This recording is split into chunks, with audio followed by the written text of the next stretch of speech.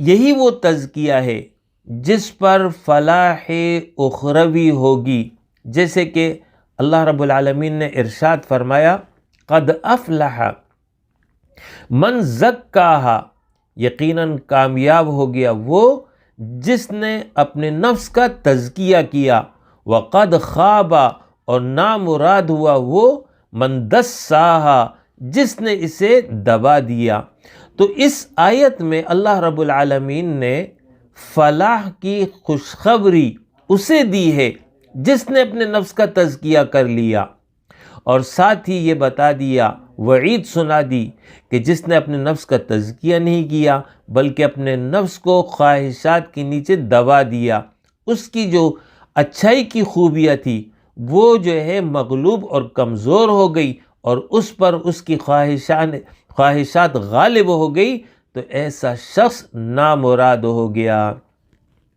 اسی طرح فرمایا قد افلح من تزکا، یقیناً کامیاب ہو گیا وہ جس نے تزکیہ کیا۔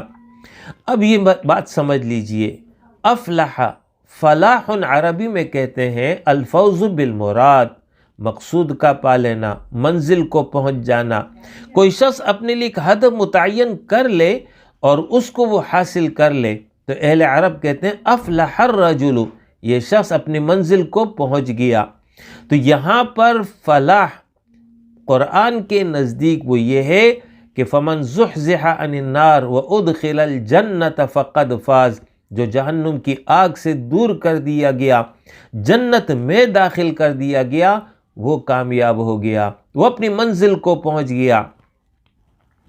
حقیقی زندگی آخرت کی زندگی ہے، دنیا کی زندگی یہ عارضی ہے، یہ وقت مہلت ہے، یہ وقت عمل ہے، یہاں کی خوشی بھی عارضی، یہاں کا غم بھی عارضی، لہٰذا حقیقی کامیابی اور حقیقی فلاح یہ ہے کہ انسان اخروی زندگی میں رب کی رضا اور جنت کو حاصل کر لے، یہ ہے وہ کامیابی۔ تو یہاں پر اللہ فرما رہا ہے کہ یہ رب کی رضا اور یہ جنت اسے حاصل ہوگی جس نے اپنے نفس کا تزکیہ کر لیا، اس کے نتیجے میں یہ مقام اور درجہ اسے حاصل ہوگا۔ اور اگر کوئی انسان اس سے محروم ہو رہ گیا تو پھر اس کے پاس جو کچھ بھی ہو اس کے نتیجے میں وہ کبھی فلاح نہیں پا سکتا بلکہ وہ نامراد ہوگا۔ اگر وہ طاقتور ہے تو طاقتور ہونے کے باوجود بھی ناکام ہوگا۔ فرعون طاقتور بادشاہ تھا لیکن جب تزکیہ نہیں کیا ناکام ہو گیا۔ اسی طرح کوئی دولت مند ہو، سرمایہ دار ہو،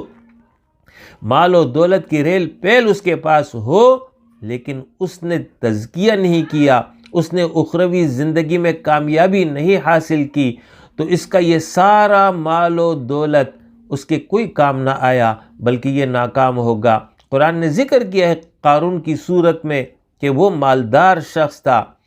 دولت کی ریل پیل اس کے پاس تھی لیکن وہ ناکام ہو گیا۔ تو کامیاب وہ ہوگا جو آخرت میں کامیاب ہو جائے، اور آخرت کی کامیابی اس کے لیے شرط لازم یہ ہے کہ وہ یہاں پر تزکیہ اپنا کر لے، تزکیے کی صورت میں ہی وہ کامیاب ہوگا۔ اور ایک بات اللہ رب العالمین نے یہ بھی فرمائی ہے کہ جو شخص تزکیہ کرتا ہے، اپنے نفس کو پاک رکھتا ہے، صاف کرتا ہے، تو اس کا فائدہ اسی کو ہوتا ہے، یعنی یہ کسی اور پر احسان نہیں ہے۔ انما یتزکا لنفسی، یہ تزکیہ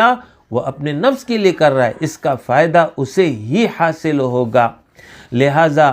یہ وہ تزکیہ کی ضرورت تھی اور اہمیت تھی